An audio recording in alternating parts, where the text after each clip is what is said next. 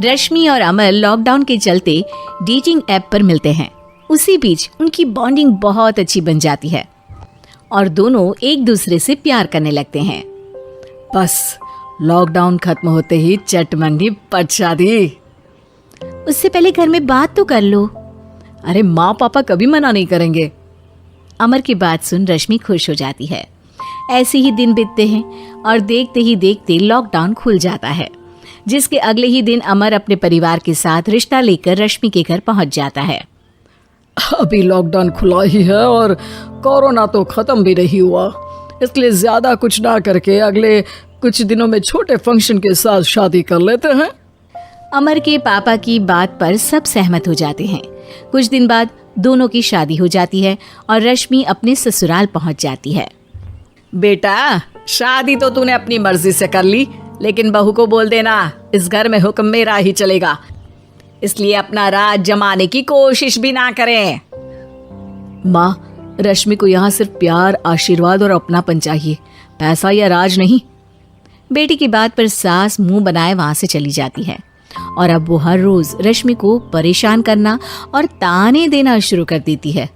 देखो, ये है आजकल की लड़की, इंटरनेट पर लड़कों से बातें करते हुए इन्हें शर्म भी नहीं आती, और यहाँ तो देखो कितनी सीधी सुशील बनकर दिखा रही है। मम्मी, शादी के रिश्ते वाले इंटरनेट ऐप से जब किसी को कोई दिक्कत नहीं है, फिर डेटिंग ऐप के जरिए मिलना किस तरह गलत हो सकता है? रश्मि के डेटिंग ऐप वाली बात सुन उसकी हैरान सास तुरंत तुनक कर पूरे घर को सिर पर उठा लेती है, जिसकी आवाज सुन अमर और उसके पापा भी वहां आ जाते हैं। हाय मेरी माता, इतना बड़ा झूठ! डेटिंग ऐप को इंटरनेट के जरिए मिली है बोलकर इस कलमुही को मेरे सर ला बिठा दिया। अरे नास पिटी, तुझे जरा भी शर्म नहीं आई? वहां न जाने कितने लड़कों से गुलु गुलु करके तुझे मेरा ही लड़का मिला था फंसाने के लिए। माँ, मुझे तो समझ नहीं आ रहा क्या बोले जा रही हो। डेटिंग ऐप इस्तेमाल करना कोई अपराध नहीं है, और तुम रश्मि को ऐसा कैसे बोल सकती हो? मैं भी तो था उस ऐप पर। पहले उसके लिए माँ से झूठ बोला और अब लड़ाई कर रहा है। सास और अमर की बात सुनकर रश्मि हैरान खड़ी रहती है। अमर, तुमने घर में झूठ क्यों बोला? ये सब देख रही हो ना, इसी की वजह से झूठ बोलना पड़ा। एक तरफ अमर और रश्मि की ये बात चल रही होती है, वहीं दूसरी तरफ सास का नॉन स्टॉप क्लेश सबको परेशान कर देता है। सब एकदम चुप, जो हुआ सो हुआ, अब मुझे कुछ ना सुनाई दे। पति की बात सुन सास चुप होकर वहां से चली जाती है, लेकिन अब वो रश्मि के सिर दुनिया भर के सारे काम डालकर उसका जीना पहले से भी ज्यादा मुश्किल कर देती है। मम्मी, मैं आपका गुस्सा समझ सकती हूँ, आपको जो करना है कर लीजिए, मैं कभी कुछ नहीं बोलूंगी।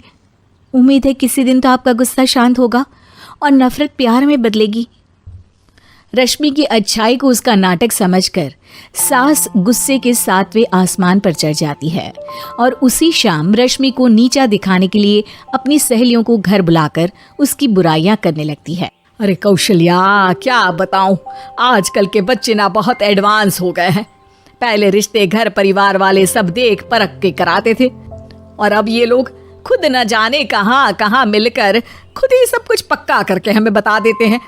लड़की का कैसा दिन धर्म, कैसा ईमान, कैसा चरित्र कुछ नहीं पता, बस प्यार किया और घर लाकर बिठा देते हैं। अरे ऐसा क्यों बोलती हो? आजकल बच्चे अपने आप में बहुत समझदार हो गए हैं, और फिर पूरी जिंदगी तो उन दोनों को ही साथ निभानी है।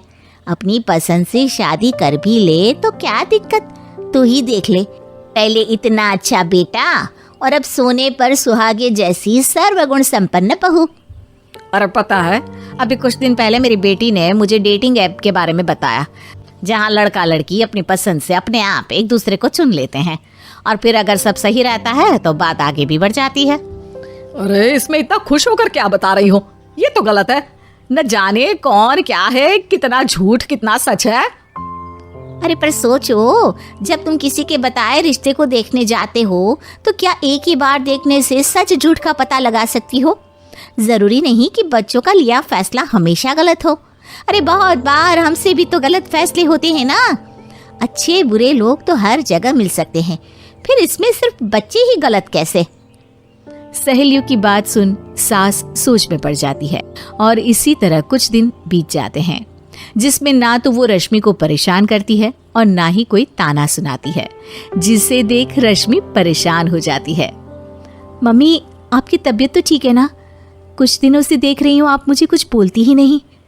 तो मेरा परेशान करना ज्यादा अच्छा लगता है क्या? नहीं, आपकी शांति उससे ज्यादा परेशान कर रही है। शांति इसलिए है क्योंकि मुझे एहसास हो गया है कि गलत तुम लोग नहीं, मेरी सोच है। प्यार तो एक सुंदर एहसास और शादी खूबसूरत साथ है। अगर ये साथ सच्चा है तो कहीं पर भी किसी भी तरह जुड़ा हो, उससे कोई फर्क नहीं पड़ता। आप कौन है? इतनी अच्छी बातें मेरी पत्नी तो नहीं बोल सकती। क्या आप भी?